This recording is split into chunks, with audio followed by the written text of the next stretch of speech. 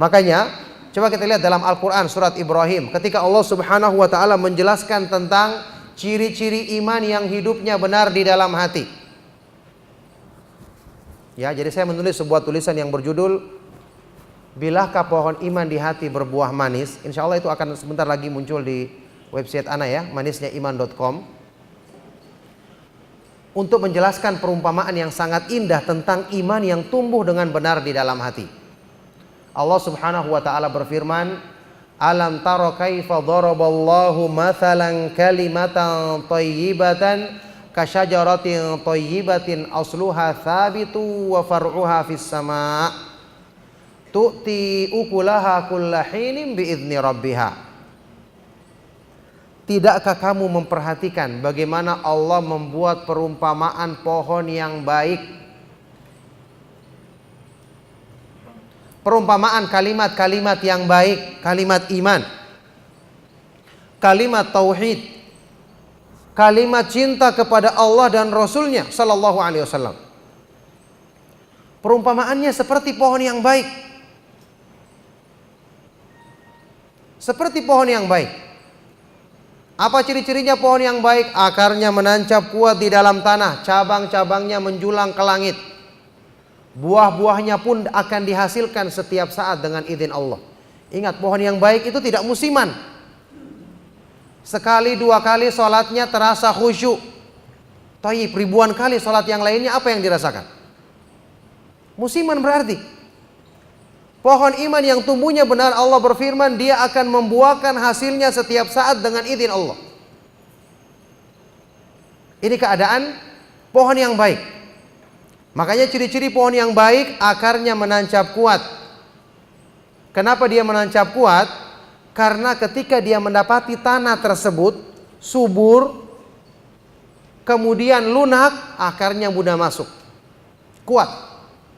Demikian pula hati manusia. Ketika pohon iman mau tumbuh, yang didapati banyak kotoran-kotoran, sulit untuk menancap akarnya. Jangankan menancap, masuk saja sulit.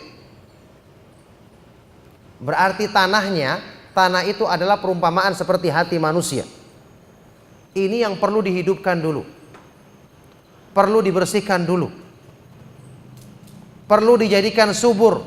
Dan yang menyuburkannya adalah wahyu dari Allah Subhanahu wa ta'ala, hujan wahyu. Inilah perumpamaan yang Allah jadikan pada petunjuknya untuk menyirami hati agar bisa menyuburkan dan menghidupkannya. Sebagaimana tanah butuh hujan yang baik untuk bisa menghidupkan dan menyuburkannya.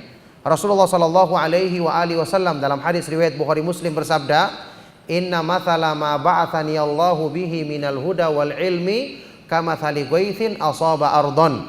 Sesungguhnya perumpamaan dari petunjuk dan ilmu yang aku bawa dari Allah adalah seperti perumpamaan hujan yang baik yang diturunkan di muka bumi.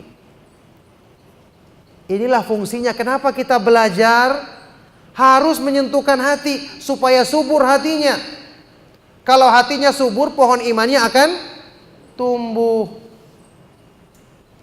Ini rahasianya. Kalau pohon imannya sudah tumbuh dengan benar, buahnya pun akan terlihat setiap saat dengan izin Allah. Tidak musiman. Bahkan sebagian orang bukan cuma musiman, sekali dua kali dia rasakan buahnya. Setelah itu hilang buahnya. Ini pohon apa namanya? Pohon yang tidak punya kekuatan. Sebaliknya di ayat selanjutnya disebutkan perumpamaan kalimat-kalimat buruk. Kalimat buruk ini yang tidak punya buah. Wa mathalu kalimatin khabithatin kasyajaratin khabithatin ijtutsat min fawqil ardi ma laha min qarar. Dan perumpamaan kalimat-kalimat yang buruk, kalimat-kalimat kufur, kalimat-kalimat bid'ah, kalimat-kalimat syirik, penyimpangan dari petunjuk Allah adalah seperti pohon yang buruk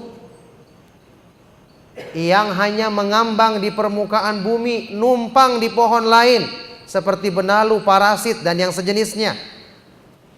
Tidak punya kekuatan.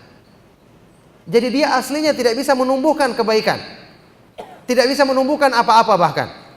Aslinya pohon yang buruk itu mudah disingkirkan. Kita lihat benalu itu meskipun banyak, karena tidak punya akar, gampang ditarik. Seandainya kita mau bersabar memasukkan kebaikan sedikit saja ke hati kita, langsung tercabut semua keburukan-keburukan tersebut. Sayangnya ini yang kita tidak usahakan dengan baik. Jadi subhanallah, Allah demikian luas rahmatnya, dijadikan keburukan itu meskipun kelihatan banyak, tidak punya dasar yang kuat. Sedangkan kebaikan itu kalau telah bersentuhan dengan hati, dia yang akan bisa menancap kuat akarnya ke dalam hati manusia.